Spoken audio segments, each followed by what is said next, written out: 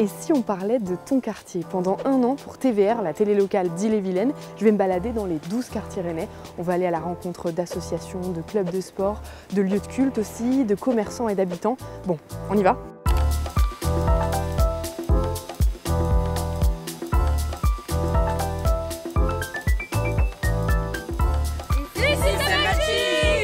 Ça rassure les femmes qui sont dans leur malheur de ne pas rester seules, de nous identifier, de parler. Il faut que chacun s'exprime et puis qu'on puisse enlever les peurs, parce que très souvent, c'est des problèmes de peur. On n'est pas à l'école, on n'est pas en famille, on est un peu entre les deux. J'aime bien les initiales de Lala.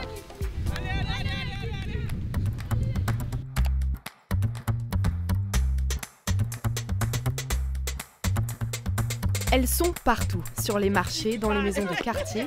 Elles, ce sont les femmes de CUNE, une association de Villejean. En septembre, elles ont créé un réseau d'autodéfense pour lutter contre les violences faites aux femmes.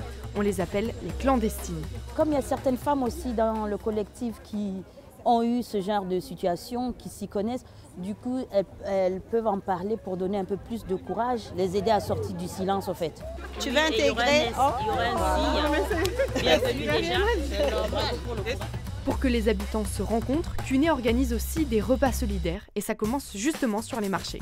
On milite contre la violence faite aux femmes, mais aussi il y a tout le travail de confiance en soi, de se créer un réseau. Et en fait, ça, on fait autour d'un bon repas.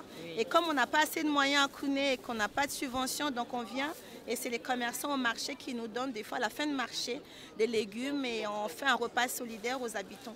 La dernière fois, c'était 150 repas quand même. Ok, d'accord. Inch'Allah, mais l'autre monsieur nous donne. Il y a un autre là-bas. Franchement, les gens sont opérationnels.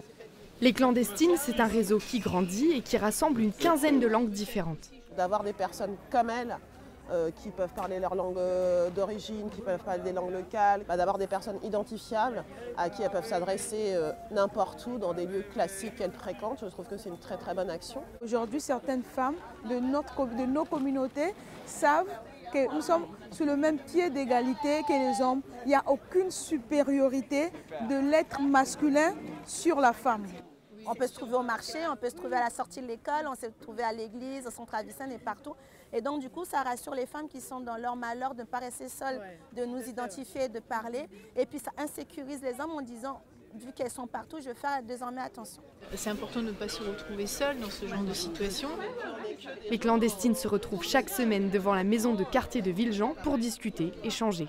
Et pour accueillir au mieux la parole des victimes, ces femmes ont été formées 3 jours à l'écoute bienveillante. De nous faire parler déjà, ça leur fait du bien. Et après, elles posent des questions, ou soit on peut leur indiquer qu'elle est à centre social ou la maison de quartier. Voilà, il y a l'assistance sociale et tout ça.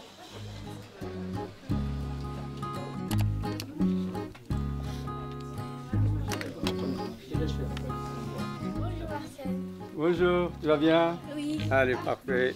Allez. Un check avec le président de l'association et les devoirs peuvent commencer. Tu prends les maths, s'il te plaît. On s'adapte à leur humour, de leur façon de se saluer, de façon de se parler un peu. On n'est pas à l'école, on n'est pas en famille, on est un peu entre les deux. Et puis il y a une confiance qui s'installe entre les jeunes et nous. Pour des raisons professionnelles, certains parents ne peuvent pas assurer les devoirs à la maison, alors Mosaïque Bretagne-Maroc s'en charge depuis plus de 20 ans. J'ai toujours sauté sur l'occasion pour aider à la réussite des enfants et remonter leur morale, pour faire des enfants du futur. Quand on peut dire, par exemple, le mien ou le tien. Parfois, des étudiants, ils ont besoin juste de soutien, juste que tu sois à côté d'eux. Cette association, c'est aussi un lieu ressource pour les enfants au quotidien. Par contre, il y a des mots à faire signer que mes parents ne comprennent pas. Tu peux venir ici pour leur demander, ils vont t'expliquer. Oui, c'est sympa. En plus, parfois, on peut faire des jeux, parce que derrière, il y a plein de jeux de société. Ouais, on va transformer des heures en minutes. Ok, on va demander à Google. Là, je regarde. Vous avez un groupe assez... Ah oui, là, ils se connaissent bien, et donc ils se challenge un peu les unes les autres, c'est bien. L'année dernière, tous les 3e suivis par Mosaïque ont eu leur brevet, une fierté pour Larsen Boussini, un des principaux acteurs de la vie associative du quartier. Ils nous ont remerciés et qui ne s'attendaient pas à ce que leur enfant puisse réussir, eh bien, ça les valorisait, ça a valorisé les enfants et ça a valorisé aussi les bénévoles qui ont encadré et que voient leurs efforts aboutissent. Le Centre culturel islamique Avicenne organise régulièrement des conférences et ce soir-là, elle portait sur l'accueil digne des migrants. Après le temps d'échange, place à la prière dans la mosquée. Les participants, eux, partagent un thé citoyen pour poursuivre les discussions.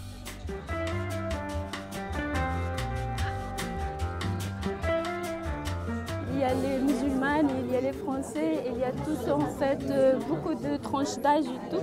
Et ça mélange, chacun va proposer, il va avoir le parole, il va proposer des idées. Là, on est dans la joie d'accueillir tout le monde.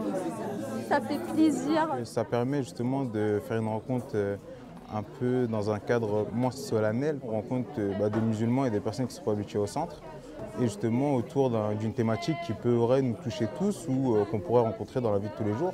Les sujets des thés citoyens sont choisis par la commission culturelle du centre, qui est d'ailleurs composée de musulmans et de non-musulmans. Il faut que chacun s'exprime et puis qu'on puisse enlever les peurs, parce que très souvent c'est des problèmes de peur. Ce qui se passe aussi dans l'actualité ne simplifie pas les choses et très souvent on n'a pas toutes les clés pour comprendre et on fait des raccourcis qui peuvent être extrêmement dangereux. Le Centre Avicenne permet donc de se rencontrer pour apprendre à se connaître et faire tomber les préjugés.